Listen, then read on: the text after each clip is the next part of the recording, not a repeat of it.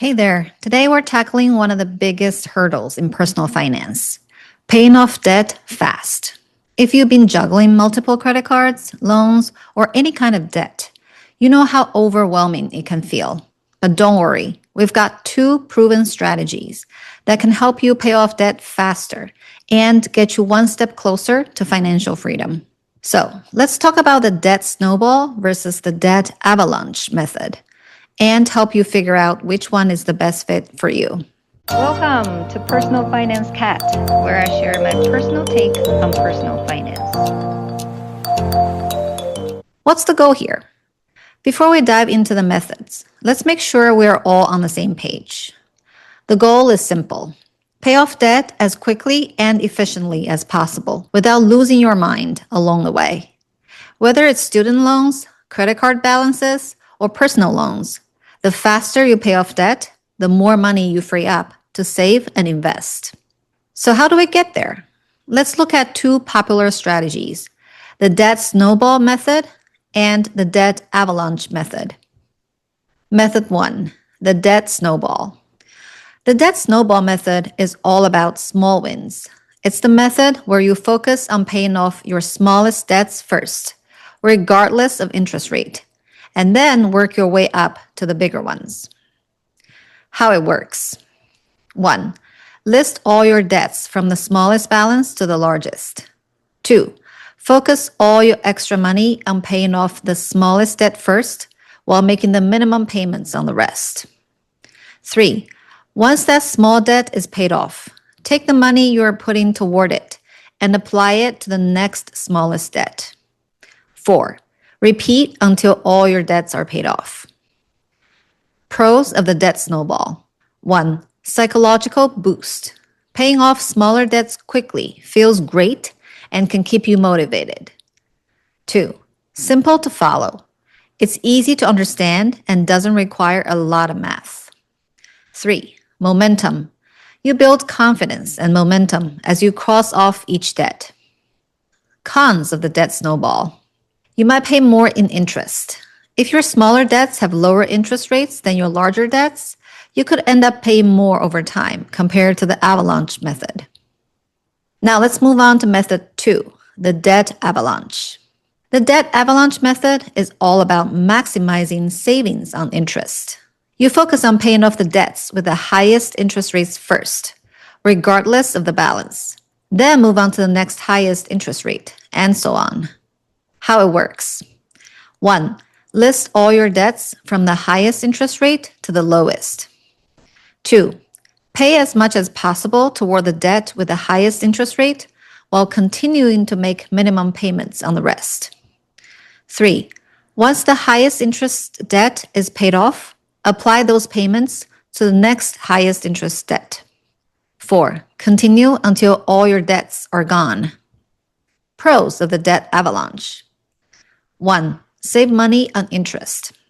By focusing on the highest interest debts first, you pay less in interest over time and can pay off your total debt faster. 2. Faster debt payoff. If you're focused on the math, this method will get you out of debt faster and with less overall cost. Cons of the debt avalanche. 1. It can be hard to stay motivated. Paying off high-interest debt first often means your smallest debts stay around longer, which can feel discouraging. 2. Requires discipline. The math is more important than the momentum here, so it takes more focus to stick with it. The big question is, which method is right for you? Well, it really depends on your personality and what you need to stay motivated. Here's a breakdown. Choose the debt snowball if A. You need quick wins to stay motivated. B. You're looking for a psychological momentum. The more small debts you pay off, the more driven you feel. C. You don't mind paying a little extra in interest if it means making progress faster. Choose the debt avalanche if A. You're motivated by saving money on interest and want to pay off your debt as quickly and efficiently as possible. B. You're okay with longer payoff times for smaller debts if it means reducing the overall interest paid. C, you have the self-discipline to stick with it, even if it feels slow at first. And actually, there's a third hybrid approach, which requires a little bit of both. Here's a pro tip. You don't have to pick one method and stick with it forever. Some people use a hybrid approach. For example, you could start with a debt snowball to get the momentum going, paying off a couple of small debts, feel great, and then shift to the debt avalanche to save on interest once you have some psychological wins under your belt. Bonus tips for faster debt payoff. 1. Cut unnecessary expenses. The more you can throw toward your debt, the faster it will go away. Look for areas in your budget where you can tighten up, like subscriptions you don't use, eating out less, or reducing impulse spending. 2. Use windfalls. Got a bonus at work? Tax refund? Use it to knock out a chunk of your debt, especially the highest interest debt if you're using the Avalanche method.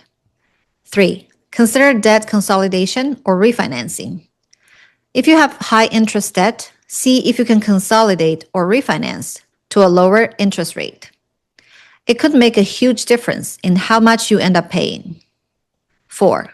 Automate your payments.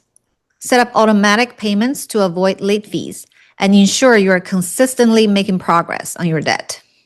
Final thoughts. At the end of the day, paying off debt is all about consistency. Whether you choose the debt snowball for motivation or the debt avalanche to save money, the most important thing is taking action. Remember, paying off debt may feel slow at first, but every dollar you pay down is a step closer to freedom. All right, that's a wrap for today's episode. I hope this breakdown of the debt snowball versus the debt avalanche method helps you choose the best path to crush your debt.